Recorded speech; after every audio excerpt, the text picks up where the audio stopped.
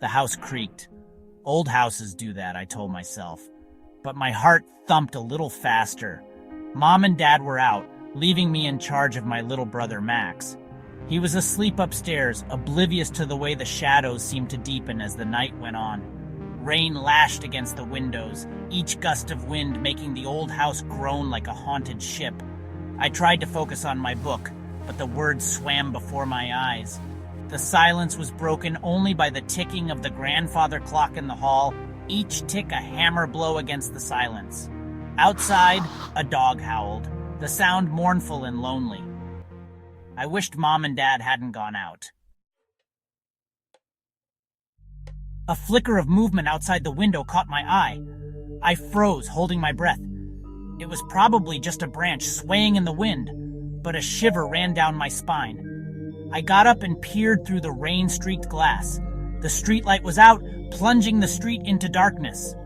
For a moment, I thought I saw a figure standing across the street, shrouded in shadows. But when lightning flashed, illuminating the street for a fleeting second, there was nothing there. I told myself it was my imagination, but I couldn't shake the feeling that someone or something was out there watching the house. I went back to the couch, trying to ignore the feeling of unease that clung to me like a damp fog. The house was too quiet. Even the wind seemed to have died down, leaving an unnatural stillness in its wake. Then I heard it, a soft scratching sound at the back door. My blood turned to ice. I strained to listen, every nerve ending on high alert. The scratching came again, followed by a faint whisper. I couldn't make out the words, but the sound sent a chill down my spine. Someone was out there trying to get in. I grabbed the heavy iron poker from beside the fireplace, my hand trembling around the cold metal. My heart pounded in my chest. Taking a deep breath, I crept towards the back door, each step echoing in the silence. The scratching had stopped, but the whispering continued, soft and insidious. I peered through the peephole. At first, I saw nothing but darkness. Then a face swam into view, pressed against the glass. It was pale and gaunt, with eyes that glinted in the darkness. A scream caught in my throat. The figure outside smiled, a slow, chilling smile that sent shivers racing down my spine. I stumbled back from the door, dropping the poker with a clatter. Panic surged through me, cold and numbing. I had to get help. I had to protect Max. Turning, I ran towards the stairs, my bare feet slapping against the wooden floor. "Max!" I whispered urgently, shaking him awake. "We have to hide." He looked up at me, his eyes wide with confusion and fear. I didn't have time to explain. Pulling him out of bed, I dragged him towards the secret room hidden behind a bookcase in the attic. We huddled together in the darkness, listening as footsteps creaked slowly up the stairs. Each step was heavy, deliberate, getting closer and closer.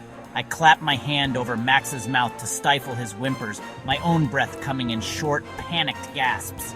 The doorknob to the attic rattled. The footsteps paused outside as if the intruder were listening, savoring our terror. I held Max tight, tears streaming down my face. We were trapped with nowhere left to run. Suddenly, I had an idea. It was risky, but it was our only chance. I whispered the plan to Max, my voice trembling. He looked at me, his eyes wide with fear, but he nodded slowly. We had to be brave. We had to be quiet. Taking a deep breath, I grabbed Max's hand and crept toward the attic window. It was a small window, but it was our only way out. I pushed it open as quietly as I could, wincing as the old wood creaked in protest. Just as we were about to climb out the window, we heard the front door burst open. Relief washed over me, so intense it made me weak. "Mom! Dad!" I screamed, my voice hoarse with relief. They were home! The footsteps in the attic stopped abruptly. We heard a muffled curse, then the sound of someone running down the stairs.